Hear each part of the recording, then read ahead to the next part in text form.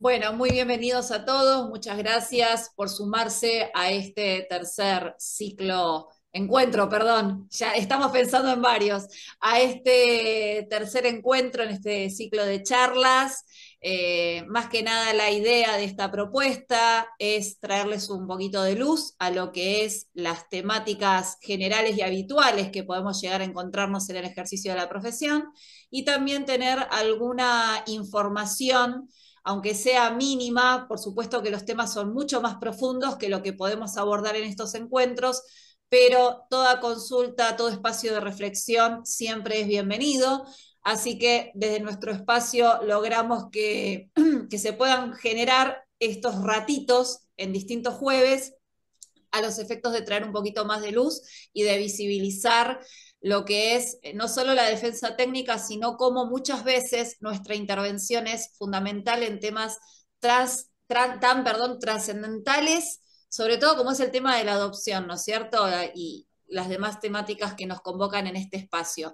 Recuerden que es requisito estar matriculado, no importa la colegiatura, ¿sí? Este es un equipo federal, así que cualquier colega de cualquier punto del país se puede asociar en forma gratuita online a través de la página web de de Abogados del Fuero, y una vez que se asocian les va a llegar una confirmación con un número de socio. En ese momento ustedes nos envían un correo electrónico a derechonnia@abogadosdelfuero.org.ar. Nos van a poner su número de socio, también nos van a poner su número de celular para poder sumarlos al chat.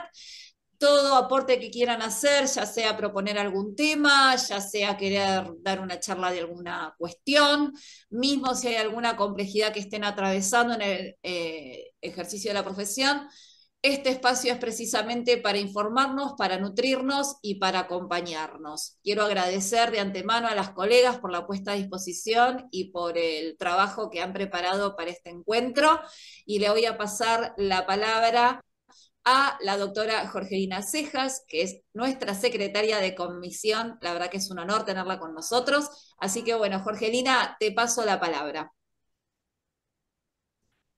Bueno, muchas gracias, Griselda.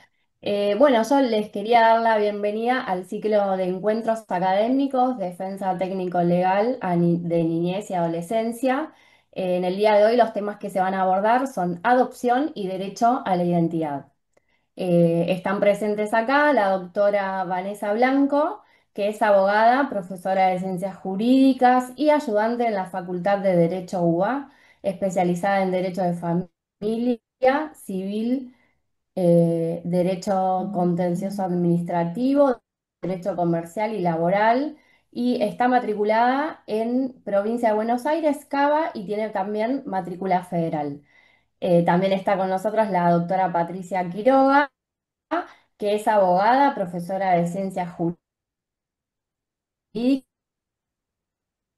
ayudante de la cátedra del doctor Néstor Solari en la Facultad de Derecho SUBA, es contrato civil y comercial. Que bueno, les damos la palabra. No sé quién arranca primero.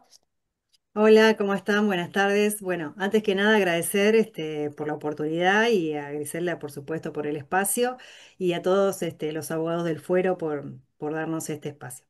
Bueno, vamos a empezar. Entonces hoy la temática son los derechos de los niños, niñas y adolescentes y la adopción.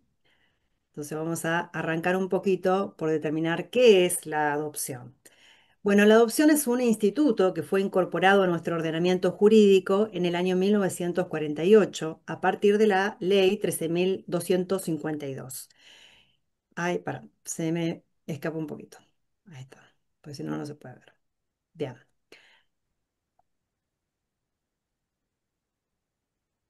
ahí está, se lo puedo ver. Bien, entonces, como dijimos, es un instituto que fue incorporado, sí, en nuestro ordenamiento jurídico a partir del año 1948 con la sanción de la Ley 13.252, que establecía en un principio solamente la adopción con un carácter simple.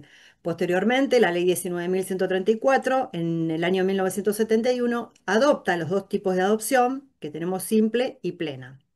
Y después La 24779, en el año 1997, modifica el régimen de adopción, lo reformula y está actualmente concordante con lo que establece el Código Civil con la reforma. ¿Sí? La ley 26.994 establece en el segundo libro, denominado Relaciones de Familia, bajo el título sexto, entre los artículos 594 a 637. Bueno, el concepto lo establece el artículo 594, que dice que la adopción es una institución jurídica que tiene por objeto proteger el derecho del niño, niñas y adolescentes a vivir y desarrollarse una familia que le procure los cuidados tendientes a satisfacer sus necesidades afectivas y materiales, cuando estos no le pueden ser proporcionados por su familia de origen. Se otorga únicamente por sentencia judicial y va a emplazar al adoptado en el estado de hijo conforme a las disposiciones de este código. Entonces acá lo importante es que es una forma también de ser padre y de ser hijo, sí que tiene una responsabilidad parental y eso es lo que también es muy importante. También es por supuesto, uno de los tipos de filiación que tenemos dentro de nuestro Código Civil. Bien. Vamos a continuar y el artículo 595 va a establecer cuáles son los principios que rigen a la adopción. Y bueno, el inciso A establece que es el principio que rige digamos, va a ser tenido en cuenta durante todo el proceso de adopción, es el interés superior del niño. Bien, entonces es un derecho fundamental, ¿no es cierto?, que hay que respetarlo y se trata justamente de, bueno, que fue incorporado también a partir de los tratados con jerarquía constitucional y es el que tiene como principio rector, si es una forma excepcional, con lo cual antes, digamos, de llegar a esa, digamos, adopción, hay que tratar de siempre que se privilegie cuál es el interés superior del niño. O sea, siempre va a ser la excepción la adopción para ese niño. Digamos, hay que privilegiar durante todo el proceso lo más importante para ese niño, niña o adolescente. Bueno, el inciso B es el respeto por el derecho a la identidad. Y bueno, el respeto a la identidad tiene que ver justamente con tratar de significar, ¿sí? Y no desconocer, ¿sí? El pasado de ese niño, ¿sí? O sea que hay que hacer todo lo posible para, por supuesto, tener como esencial, digamos, ese derecho a la identidad de ese niño ni adolescente. El agotamiento de las posibilidades de permanencia en la familia de origen o ampliada, bueno, también, digamos, es una herramienta fundamental que hay que tenerlo en consideración, ¿sí? Por la Convención sobre los Derechos de los Niños y Niñas y Adolescentes, y es el Estado el que debe brindar todas las herramientas para que ese niño pueda permanecer en su familia de origen. Cuando el inciso D dice la preservación de los vínculos fraternos priorizándose la adopción de grupos de hermanos en la misma familia adoptiva o en su defecto el mantenimiento de vínculos jurídicos entre los hermanos, excepto razones debidamente fundadas. Entonces, o sea, lo fundamental acá es que si son varios hermanitos, se haga todo lo posible para que puedan ser adoptados dentro de lo posible todos juntos, pero a veces no se dan esas condiciones, entonces, en su defecto, ¿sí? Tratar de mantener esos vínculos, ¿sí? Va a ser el juez después el que va a determinar si están dadas esas posibilidades o no, pero bueno, siempre preservar el vínculo jurídico entre sus hermanos, ¿sí? Esto Patricia, hay también, algo que sí, quisiera agregar a lo que decime. vos estás comentando. Sí, Bueno, ya saben que pueden dejar las preguntas por el chat, después también el Power lo pueden ver a través de la grabación que se sube al canal de YouTube de AFTE, lo aviso sí, porque lo preguntan todo el tiempo, pero lo que sí quiero remarcar es lo sí, siguiente. Si bien en el tema de adopción, en el interés superior del niño, también se tiene en cuenta su derecho, su opinión y demás, tengamos en cuenta esta cuestión de que el derecho digamos, en términos de identidad, ¿sí? Es intocable más allá de las cuestiones de capacidad progresiva y todas esas cuestiones que desatan después, porque muchas veces se empieza a entrar en juego esta cuestión de, bueno, que el padre o la madre, o si es vientre subrogado o lo que sea, y mejor ocultar, o sea, tenemos que siempre partir de la base de que estamos hablando de un ser humano, más allá de cualquier, o sea, hay cuestiones formales, hay un bagaje normativo, obviamente, pero siempre corriendo el velo de lo que antiguamente era ley de patronato, de objetivar, digamos, no objetivizar a los chicos. Entonces, más allá del poder de decisión, de la escucha y lo que sea, el derecho de identidad es intocable, sea adopción o cualquiera sea el vínculo. Digamos, Sí, adopción porque es el y, tema que nos convoca, pero y poner esto sobre la mesa, eso quería totalmente, por marcar. eso es, digamos, el interés o sea, primordial que tiene la adopción, y por eso es tan importante y está relacionado con el 596 que habla con el derecho a conocer los orígenes. Entonces es muy importante porque ahí se va a recopilar la mayor información que se tenga, ¿sí? De ese niño ni adolescente, y que va a tener, digamos, no solamente los padres adoptantes van a tener que realizar una declaración judicial durante el proceso de adopción, y aparte, en cualquier momento, ese niño, digamos, ese adolescente puede iniciar esta acción para conocer, digamos, la información que necesite. Y ahora lo vamos a ver específicamente, pero es muy importante el derecho, por supuesto, el interés superior del niño y el derecho a su identidad y, por supuesto, el origen, ¿no? El derecho a conocer los orígenes, ahora lo vamos a ver en el 596. eh, y a ver, no sé si me faltó uno. Sí, el derecho del niño y adolescente a ser oído, sí, esto es importante ya que su opinión sea tenida en cuenta. Por eso ahora, a partir de los 10 años, el nene puede, digamos, según el edad y grado de madurez, puede requerir su consentimiento a partir de los 10 años. Bien, bueno, bueno, el Yo lo 596 que quería agregar. dice: el adoptado, con edad y grado de madurez suficiente, tiene derecho a conocer los datos relativos a su origen y puede acceder cuando lo requiera al expediente judicial y administrativo en el que se tramitó su adopción y a otra información que conste en los registros judiciales o administrativos. Si la persona es menor de edad, el juez puede disponer la intervención del equipo técnico del tribunal y también asesorar a esa familia del adoptante, y también el expediente judicial debe contener la mayor cantidad de datos posibles de la identidad del niño y de su familia de origen. Los adoptantes deben comprometerse expresamente a hacer conocer sus orígenes al adoptado, quedando constancia de esa declaración en el expediente, que es lo que decíamos recién. Además, también puede iniciar esta acción autónoma. Ese adolescente, digamos, tiene la acción judicial para, a los fines de proteger sus orígenes, ¿no? La acción cuando lo requiera. Bien. ¿Quiénes pueden ser adoptados? El 597 establece quiénes pueden ser adoptadas las personas menores de edad, no emancipadas declaradas en situación de adoptabilidad o cuyos padres han sido privados de la responsabilidad parental. Excepcionalmente, puede ser adoptada la persona mayor de edad cuando se trate del hijo del cónyuge o conviviente de la persona que pretende adoptar, y acá ya estamos hablando de una adopción por integración, que eso es otra cosa que me quedó por aclarar, que con la reforma del código se incorporó no solamente la adopción simple y plena, sino también por integración, ¿sí? Que después lo vamos a ver. Y cuando hubo posesión de estado de hijo, mientras era menor de edad, fehacientemente comprobada, ¿sí? Estas son las dos excepciones a partir de la mayoría de edad. Igualmente, nobleza obliga, hay jurisprudencia, porque están los casos, viste, donde son Sí. casos que tienen en tránsito y excede el tiempo, y últimamente estamos viendo cada vez más fallos que nos van a convocar, no sé si en el corto o mediano plazo, a una nueva reforma, Totalmente, con lo sí, cual vamos a tener que hacer sí. un nuevo encuentro, seguramente. Sí, seguro, no, no, esto es así, no es que es algo que está todo Claro, determinado. pero precisamente porque pasa mucho tiempo del legalmente establecido y hay que entender que hay vínculos emocionales. Estamos hablando de personas que están haciendo su rutina, su vida cotidiana y se encuentran atravesados por una causa judicial lejos de la calidez del hogar, ¿no? La frialdad de la justicia con la calidez del Sí, hogar, totalmente. Y a veces los plazos que están establecidos tampoco son. tal O cual. sea, entonces, bueno, eso también, ¿no?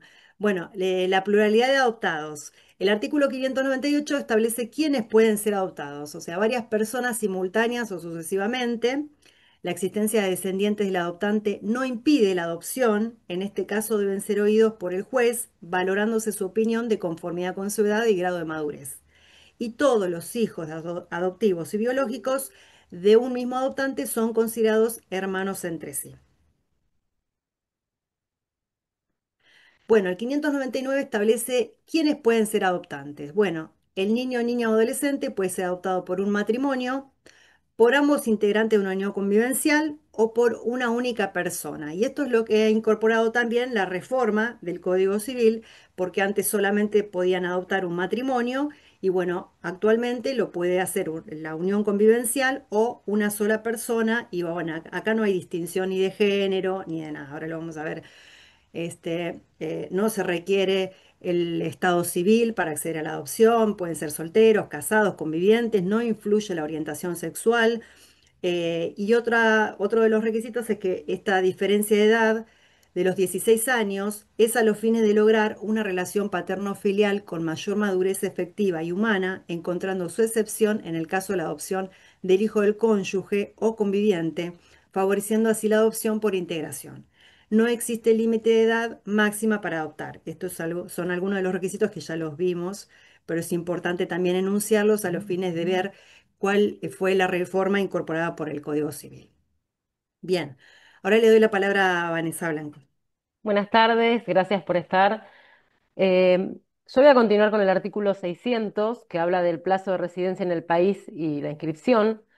Este artículo es para poder reglar las situaciones de las personas que quieran adoptar, que estén residiendo un mínimo de tiempo requerido para cumplir con ese requisito primordial y también el tema de que estén naturalizados y bueno, ahora vamos a verlo específicamente. Dice, pueden adoptar las personas que en el inciso A residan permanentemente en el país por un periodo mínimo de 5 años anterior a la petición de la guarda con fines de adopción y este plazo no se exige a las personas de nacionalidad argentina o naturalizadas en el país. Y el inciso B dice que se encuentren inscritas en el registro de adoptantes. Casi al final de este encuentro vamos a ver un fallo que también se relativiza un poco esto del inciso B respecto de la inscripción en el registro. Y también hay que considerar que cuando hablamos de estos artículos y mencionan determinados requisitos, están después relacionados con el artículo 634 que habla de las nulidades. Después dice el artículo 601, las restricciones, ¿quiénes no pueden adoptar? El inciso A es quien no haya cumplido 25 años de edad, excepto que su cónyuge o conviviente que adopta conjuntamente cumpla con este requisito.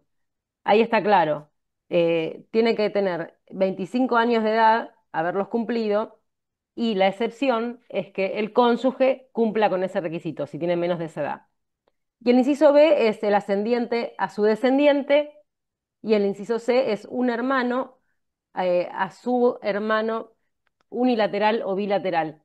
Acá el código se refiere en esta mención de unilateral y bilateral a los casos en que los hermanos tienen a un padre o una madre en común.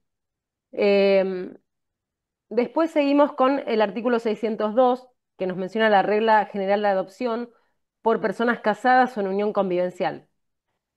Dice, las personas casadas en unión convivencial pueden adoptar solo si lo hacen conjuntamente. Esta es la regla general. Está relacionado con el tema de que, bueno, cuando una persona decide, en este caso la pareja, adoptar un niño, va a tener una relación de convivencia y es un plan a futuro y una gran responsabilidad, obviamente, un deseo de ser padres, de formar una familia. Está todo vinculado con, como habían mencionado antes mis dos colegas, con las emociones, con esta cuestión de compartir la vida diaria y tener una familia. Entonces también se basa mucho en esta nueva modificación del código de 2015, en principios como la cooperación, el proyecto de vida en común y también la socioafectividad, que vamos a ver mucho en los fallos y son los que estos principios de socioafectividad también están modificando mucho porque está relacionado con la adopción por integración. Porque antes no se podía pensar, digamos, si vamos a la época de antes, solo podían adoptar las personas que estaban casadas. después se fue modificando a medida que evoluciona la sociedad y se van relacionando las familias y las parejas de otro modo, ¿no? ¿Vos querés Bueno, decir vos algo, sabés Griselda? que cuando estabas hablando de esto, de lo de la adopción en forma conjunta, enseguida me acordé precisamente del caso de adopción por integración, porque hay padres biológicos, pero en distintos domicilios. Entonces, pueden llegar a pensar por qué en un caso sí y por qué en otro caso no. Y eso también abrió y trajo un nuevo paradigma jurisprudencial, como los casos que nosotros tenemos, los precedentes de Tucumán, de la doctora Rey Galindo en materia de triple filiación, a Triple decir, yo filiación, tengo un sí, papá biológico. Bueno, esto de alguna manera se terminaría enlazando con una posible triple filiación si se diera el caso. Entonces, eso era lo que quería comentar, que aprovechemos esos antecedentes que no están en la norma, pero sí en la jurisprudencia. sí, Exacto, porque digamos que no solo se modifica la dinámica familiar a través de las costumbres con el tiempo y digamos todo lo que es a nivel sociológico influye en el derecho, sino también estas cuestiones que son interesantes porque cuando el niño o la niña está siendo criada por un cónyuge afín o un conviviente afín, genera ese lazo, ese criar día a día. Entonces está bueno que lo recepte la normativa, más allá de que nosotros lo tenemos que pedir por vía de inconstitucionalidades y todo esto, pero la triple filiación va a tener un auge a futuro que todos estamos viendo, ¿no? El artículo 603 menciona la adopción unipersonal por parte de personas casadas o en unión convivencial. Y dice, la adopción por personas casadas en unión convivencial puede ser unipersonal. Acá va a ser los casos de que una sola persona pueda estar adoptando, conviviendo o siendo casada, ¿no? El inciso A, el cónyuge o el conviviente que ha sido declarado persona incapaz o de capacidad restringida y la sentencia le impide prestar consentimiento válido para ese acto. En este caso, la sentencia se refiere a que hay otro expediente de restricción de capacidad.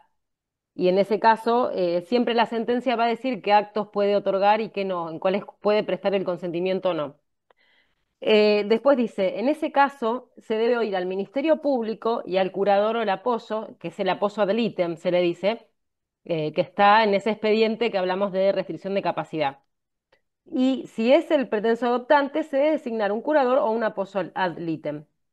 En el inciso C, los cónyuges que están separados de hecho. Eso también es importante porque, como hablamos de dinámicas familiares, acá está, digamos, en cierta forma en juego lo que es la identidad de un niño y la dinámica de esa identidad y las modificaciones que sufre a través de cómo se van modificando las relaciones de familia en el transcurso del tiempo, porque como mencionaban mis colegas, todos estos procesos llevan demasiado tiempo y mientras tanto se siguen forjando estos vínculos diarios de cuidados, ¿no? Y de amor, en definitiva. El artículo 604 habla de la adopción conjunta de personas divorciadas o cesada la unión convivencial. Para los casos en los que, como decía antes, se modifica la dinámica familiar, y las personas que estaban casadas se divorcian o se separan de hecho, también los convivientes. Entonces este artículo lo podemos aplicar para esos casos.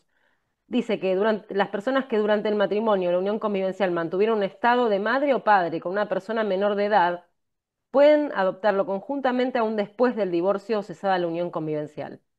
El juez debe valorar especialmente la incidencia de la ruptura al ponderar el interés superior del niño. Acá hay varias cosas para poder destacar.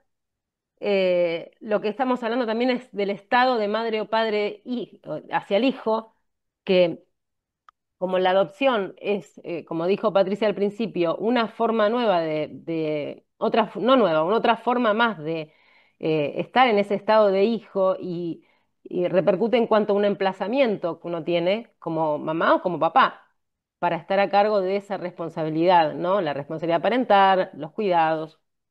Entonces, lo que se va a hacer es que se pueda seguir adoptando pese a que se hayan separado la pareja, mientras el juez pondere esa situación como que no los va a perjudicar.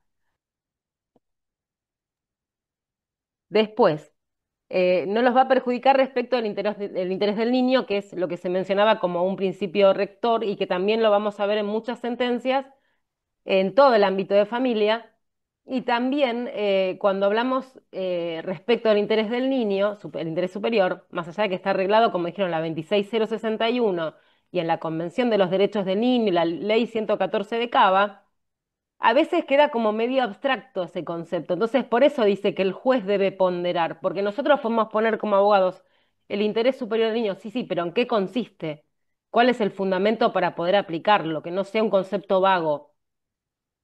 En principio sería también considerar que ese interés superior va a prevalecer en cuanto entre en colisión con los intereses de los adultos, fijarse cuál es el beneficio, en definitiva, para la vida de ese niño y que no salga perjudicado. Después dice el artículo 605, adopción conjunta y fallecimiento de uno de los guardadores. Exacto. Cuando alguien, está bien. Cuando la guarda con fines de adopción del niño, niña o adolescente se hubiera otorgado durante el matrimonio o unión convivencial y el periodo legal se completa después del fallecimiento de uno de los cónyuges o convivientes, el juez puede otorgar la adopción al sobreviviente y generar vínculos jurídicos de filiación con ambos integrantes de la pareja. Lo que nos quiere decir este artículo es que en el caso de que alguna de las personas que estaba queriendo adoptar a ese niño, pero ya está en esa situación de convivir, obviamente, y se esté, digamos, con esta guarda de fines de adopción que todavía no es en sí, no otorga lo que se decía el estado de familia, pero hay una situación de hecho de estar conviviendo y se están generando esos vínculos afectivos que mencionábamos antes. Entonces, para que el chico no sufra, pensándolo así también, que falleció uno de sus guardadores, este artículo dice, bueno, la persona que sobrevive puede adoptarlo. Y después en el segundo inciso nos menciona también que el adoptado lleva el apellido del adoptante, excepto que fundado en el derecho a la identidad, se peticiona agregar o anteponer el apellido de origen o el apellido del guardador fallecido. Acá volvemos sobre el concepto de derecho de identidad para que el niño o niña adoptado pueda elegir o tenga esa posibilidad de optar entre el apellido de origen o si tenía un vínculo hermoso que quiere que prevalezca durante toda su vida, que nada más ni nada menos llevar el apellido del adoptante, el guardador que falleció. Entonces, eh, ese artículo estaría fijándose en esa situación que es muy atinado, ¿no? Y el artículo 606 dice adopción por tutor, que se da. El tutor solo puede adoptar a su pupilo una vez extinguidas las obligaciones emergentes de su tutela. En ese caso, pensamos en que cuando hay una situación de tutor y pupilo, las cuestiones que son relacionadas con lo patrimonial, suponemos que tienen que estar totalmente saldadas y finiquitadas. Ahora sigue Patrick.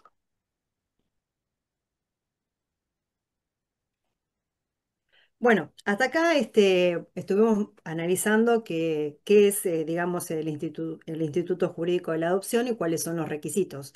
Pero también tenemos que decir que el proceso de adopción cuenta con distintas etapas, ¿sí? Que hay que tener en cuenta, ¿no? Y analizar y que están incorporadas en nuestro Código Civil.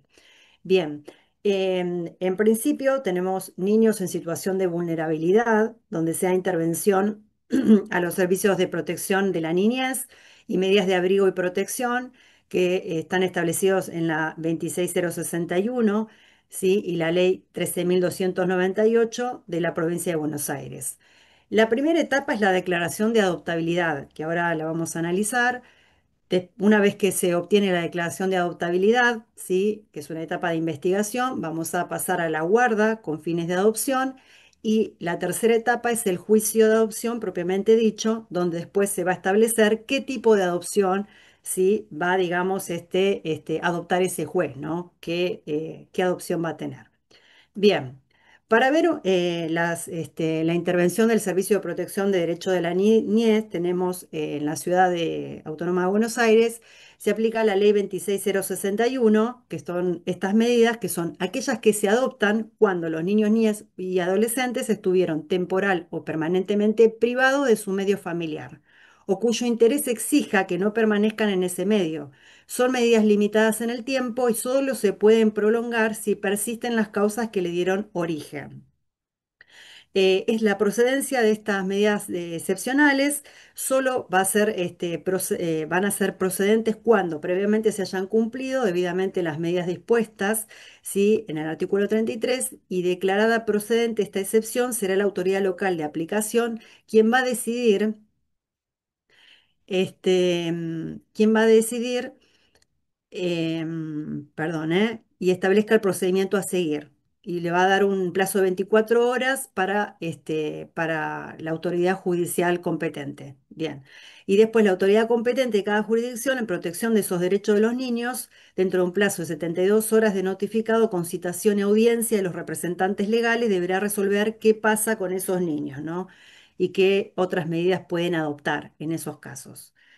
Después, en la provincia de Buenos Aires tenemos también la ley 13.298, donde comprobada la amenaza o violación de los derechos podrán adoptarse también estas medidas que son, por ejemplo, el apoyo para que los niños permanezcan conviviendo con su grupo familiar, la orientación a los padres responsables, solicitud de becas, asistencia integral a embarazadas. Bueno, hay distintas medidas que se pueden dar intervención a esas situaciones excepcionales, de esos niños que por lo general son niños en situación de calle, bueno, y hay otras situaciones también que se dan para esos niños. Bueno, llegamos a la declaración de situación judicial de adoptabilidad. Entonces, ¿qué es? Es una institución que fue creada jurisprudencialmente, recogida por nuestro Código Civil.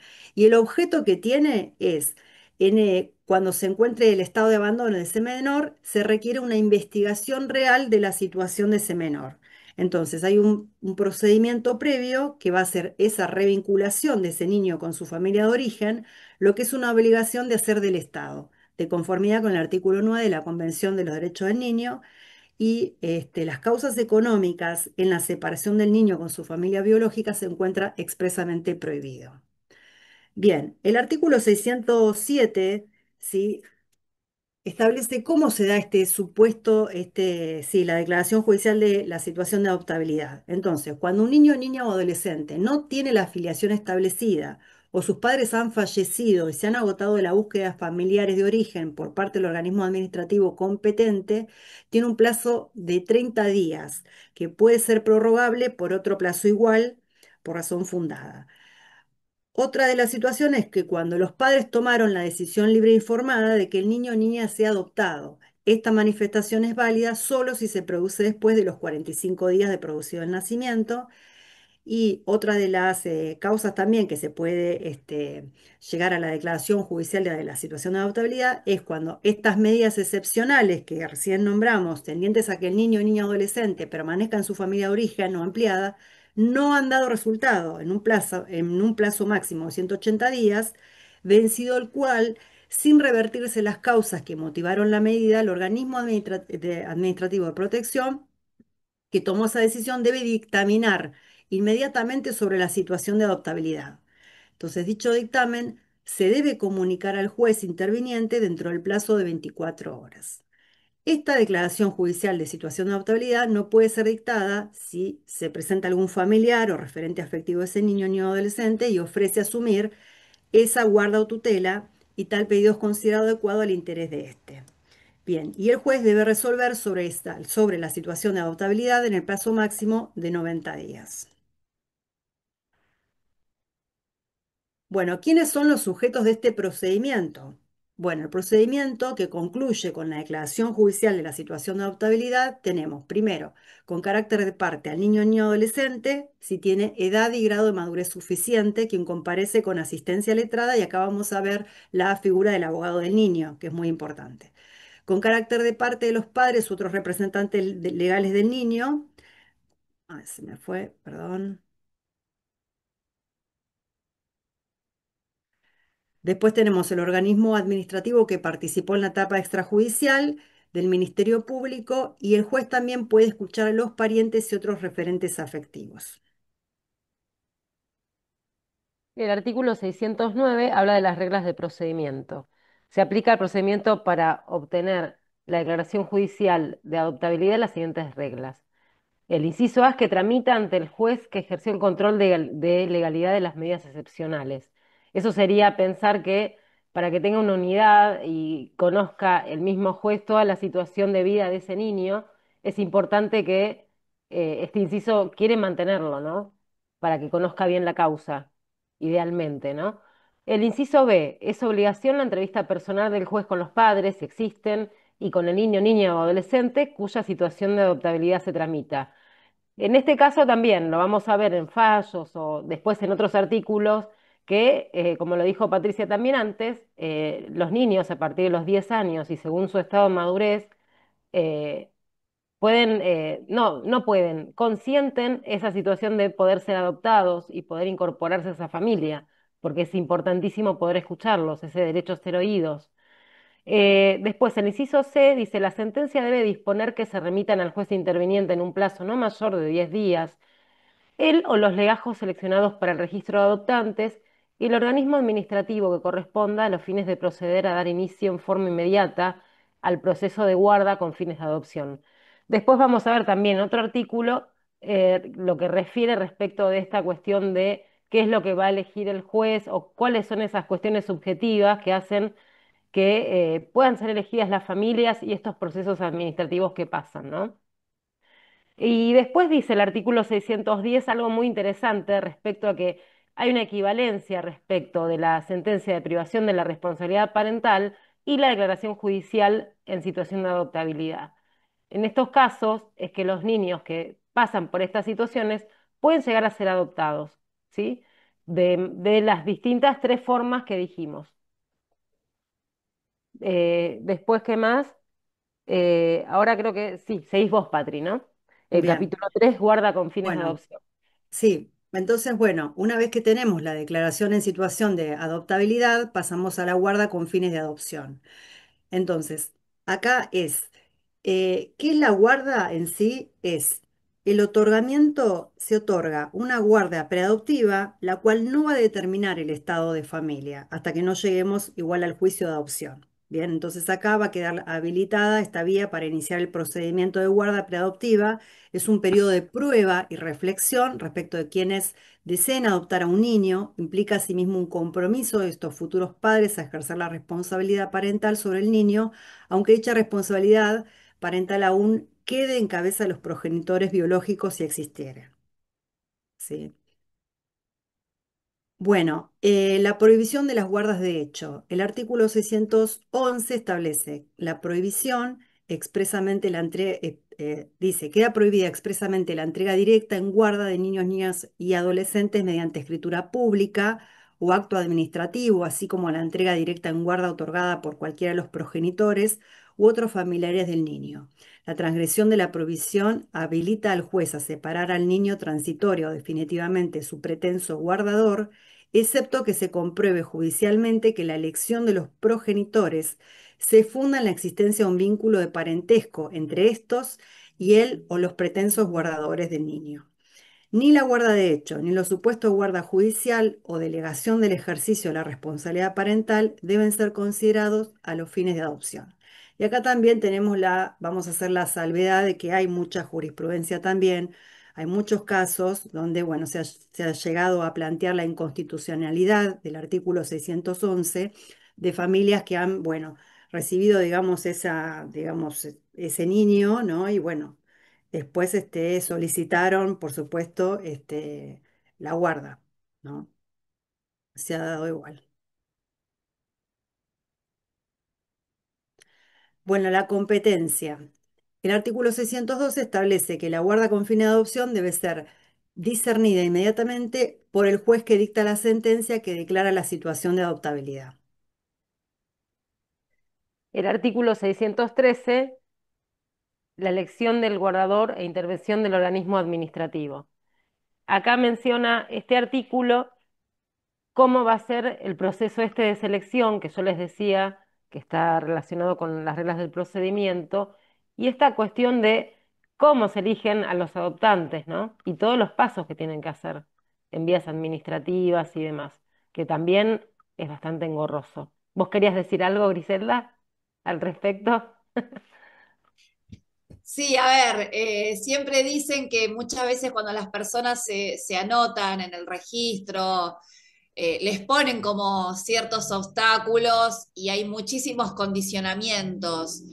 Y a veces no se dan cuenta que en esa robustez están obstruyendo la posibilidad de que un niño pueda crecer en un entorno de un hogar, en una familia, con una contención emocional, porque ya de por sí partamos de la base de que no es fácil, y más en edades tan chiquitas, tener que enfrentar un escenario donde, a ver, nosotros porque por ahí estamos acostumbrados o porque no es nuestra situación, es un entorno difícil y sabemos que cuando se van a anotar al RADA le ponen 2 millones de obstáculos. Entonces, acá no solamente vamos a echarle la culpa a los jueces y a las dilaciones de la justicia, las etapas procedimentales de índole administrativa son también no solo muy robustas en términos de obstáculos, sino que también son como muy lentas, porque están los que ni entran y están los que entran y tienen que enfrentar un proceso terrible.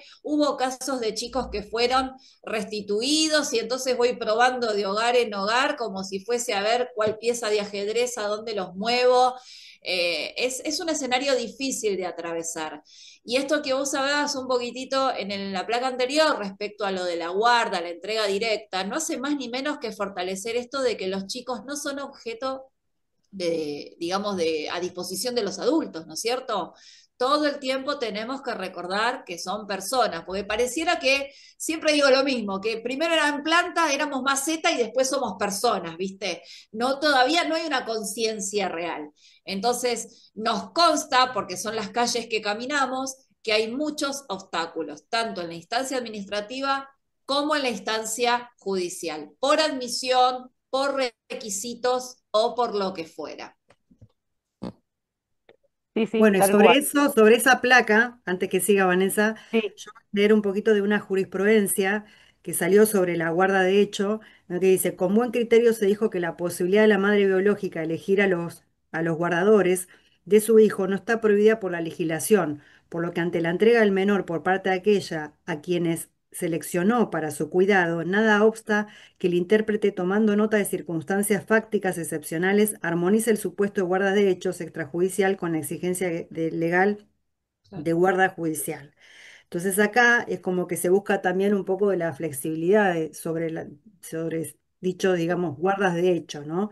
Y que se llegue, digamos, digamos, a ese interés superior del niño, porque cómo se sacás a ese niño que estuvo toda la vida viviendo con esos padres, ¿sí? Que fueron Exacto. entregados con amor y eligió esos padres para su hijo. Entonces también es como que ahí se contrastan, digamos, derechos que se deberían proteger, ¿no?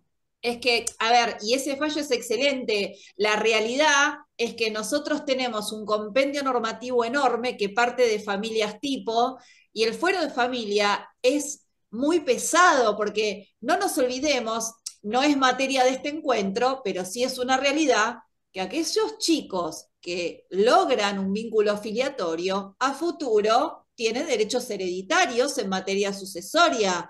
Entonces, como que algo no esté debidamente encuadrado en esta primera etapa, ¿sí? Abre un terreno bastante monstruoso para estos chicos en el paso siguiente, ¿no? En el devenir del tiempo. Entonces, es muy delicado el tema, no solo por esta cuestión de no objetivizar a los chicos, sino por todo el bagaje de derechos que adquiere en su condición civil a partir de ese vínculo filiatorio. Claro. sí, yo también pensaba al respecto, ¿no? Que culturalmente era algo que no se les decía a los chicos que eran adoptados, ¿no? Eso también no nos podemos olvidar. Entonces Tal venimos cual. de hace décadas que no se les decía que eran adoptados, era un secreto de la Sí. familia. Después también algo a nivel político, la desaparición forzada, poner a los chicos por escritura, poner los chicos por escritura como que fuera una cosa, un bien registrable, No, y es después tremendo. pasamos a esta legislación, por suerte, gracias artículo 75, inciso 22, que recepta todos estos tratados internacionales y que obliga al Estado a adecuar su normativa interna, a tal punto que en derecho de familia nos están modificando, por Claro. suerte, y tener la noción de que el niño es sujeto de derecho, que es en definitiva lo que nosotros queremos, ¿no? Y que pueda tener su abogado, el abogado del niño, y que pueda tener su consentimiento, que se lo pueda escuchar y ser parte del proceso a tal punto, como vamos a ver también en un fallo, que es al final que voy a hablar, que la sentencia el juez la tiene que adecuar con las palabras para que el niño entienda palabras amorosas de que va a ser recibido en esa familia. Y bueno, es una novedad que también es bastante interesante, ¿no? Claro, a ver, Sí. es lo que decimos siempre. Vos sabés que justo ahora que decís esto de la asistencia de abogado del niño, hace unos días una colega me decía, ay, pero no sé, porque el nene no quiere ir a las audiencias. Le digo, pero acá seguimos arrastrando un error gravísimo. El abogado del niño no solamente está para asistir en la audiencia de artículo 12 al niño adolescente, patrocina a su defendido durante todo el proceso, en toda instancia, y no solamente en el ámbito de la audiencia. Es más, precisamente nuestra presencia es lo que un poquito los corre del ámbito tribunalicio porque estamos nosotros para hacer su voz, de la misma manera que los colegas asisten a los adultos. Al día de hoy todavía pareciera que no termina de entenderse, incluso entre colegas que no caminan en profundidad esta calle, que la asistencia nuestra va mucho más allá de la audiencia del artículo 12. Es como cualquier patrocinio de cualquier otra persona. Tenemos que presentar escritos, tenemos que asistirlos, tenemos que eventualmente reunirnos con ellos y pedirles alguna firma. Es mucho más amplio. Recordar también la capacidad probatoria en temas de dar testimonio donde a veces no hablando, sino a través de un dibujo, exhibe su malestar o sus decisiones por la positiva o por la negativa. Entonces, es increíble, pero al día de hoy, entre colegas que no caminan esta calle, tenemos que seguir concientizando respecto de en dónde nosotros podemos intervenir. Y que no solamente, digamos, hay que tener una mirada reduccionista de audiencia artículo 12. Claro, exacto. Es un patrocinio letrado de manera integral. Por lo Exacto, mismo de antes, son sujetos de derecho. Entonces, si yo voy a estar solo por un artículo, no estaría siendo su abogado. Quedaría solo exactamente, circunscrito a eso. Es una locura. Pero sucede, exactamente. porque es una figura nueva. Va, relativamente nueva, ¿no? En Para todo lo realidad, que se está. bueno, ahí abriste otro debate. Pues la realidad es que la figura no es que es nueva, sino que No, nosotros desde nuestras luchas empezamos a golpear puertas digamos, no literalmente, no lo tomen así como que fuimos a, a a hacer ruido, patear, pero sí. sí esto de a través de charlas, encuentros, presentaciones de escritos, etcétera, etcétera, etcétera, empezar a decir, che, no nos olvidemos que tenemos una convención, que desde el año 2005 hay una ley circulando que avala la figura y que lo único que queremos es que se cumpla y que existimos, porque si no, ¿qué sentido tiene capacitarse en la materia? En realidad, lo que es nuevo es esta ruptura paradigmática que se está dando de manera gradual en esto de entender que no hay un desplazamiento de roles, que el defensor cumple su rol y nosotros como abogados cumplimos otro rol. Tiene que ver con eso, más que nada, ¿no? Y tener en Sí, claro cuál es nuestra función y no solamente que lo sepan los colegas, sino también cualquier ciudadano, porque en definitiva los que van a acudir a nosotros no van a ser los jueces, salvo aquellos que cuando el expediente se prende fuego te llaman sobre el final, pero finalmente es una cuestión de información y conciencia social. claro, sí, sí, sí, y hace a la práctica jurídica, porque más allá de todo esto, vos pensás que si es del 2005, a los 10 años se habían logrado ciertas cosas, lo mismo pasó de la mano con violencia familiar, que van creciendo estas instituciones vía jurisprudencia y vía la realidad misma, hasta que los Sí, jueces lo receptan y en definitiva lo que queremos, creo, todos es que lo recepten los niños, ¿no? Que se sepan exactamente, sujetos y que digan esto que está pasando está mal, ¿cómo puedo hacer y quién me puede defender, en definitiva, ¿no? tal Más en los cual. casos estos de adopción o de niños que no tienen referentes familiares y van a ser referentes afectivos, por ahí Exacto, también los que nos van a consultar, ¿no? exacto, tal cual, Eh, Así que tal bueno, cual. es un trabajo que hay que Es seguir una lucha que hay que seguir dando, haciendo. pero lo importante es que nosotros no bajemos los brazos. Acá la tenemos que se sumó al encuentro nuestra asistente ejecutiva, la doctora Marcela Peralta. Te íbamos a preguntar, Marce, si querías leer alguno de los comentarios del chat, algún tipo de sugerencia o cosas que nos hayan escrito los que se han sumado al encuentro. No sé si podés activar el micrófono. No puede activar el micrófono. ¿Podés o no podés? A ver, espera.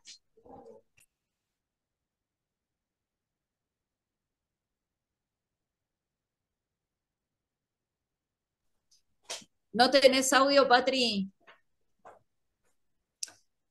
Bueno, acá igual yo estuve tratando de leer, la mayoría de los mensajes, les digo, son felicitaciones, agradecimientos, lo mismo, preguntan si esto queda grabado, hay un canal en YouTube que se llama de Abogados del Fuero Trabajo en Emergencia, AFTE, ahí se suben todas las charlas y todos los encuentros académicos de todas las comisiones, así que este encuentro también va a quedar subido a la plataforma.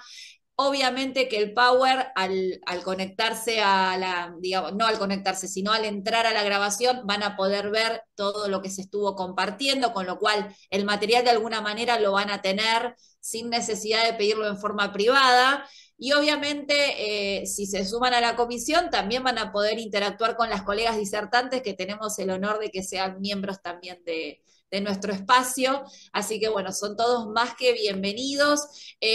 Por ahí en alguna de las preguntas del chat preguntaron si a ustedes les ha pasado tener algún caso de adopción que sea por ahí conflictivo en el sentido de que el niño o la niña no ha querido ser adoptado y fue como objetivizado y han tenido que tener algún rol así muy activo o si han tenido situaciones más a gusto, más positivas. No sé si alguna de ustedes quiere responder, cualquiera de las dos. Es para cualquiera de las dos la pregunta.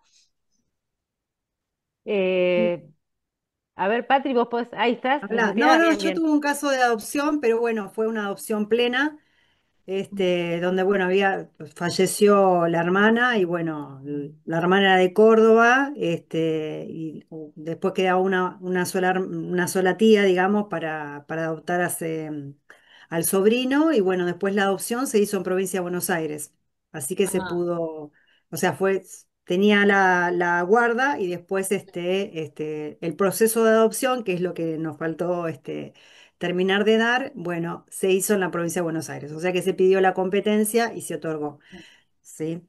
claro. Pero bueno, lo tuvieron que, obviamente lo tuvieron que, o sea, lo perfeccionaron a través de un expediente judicial más allá del Sí, vínculo de sangre, ¿no? sí, sí, sí, También es sí, sí, importante sí. marcar esto. Tal cual, sí, tal cual. Por eso hoy veníamos hablando de las etapas y bueno, en este caso no hizo falta la situación de adoptabilidad, sino que ya tenía, digamos, la guarda de hecho, sí, que se la otorgaron en Ah, la provincia de Córdoba y después se solicitó la competencia, sí, en la provincia de Buenos Aires, sí, porque cambiaba justamente su situación, ¿no? Entonces iba a claro. estar, digamos, viviendo en la provincia. Entonces ahí,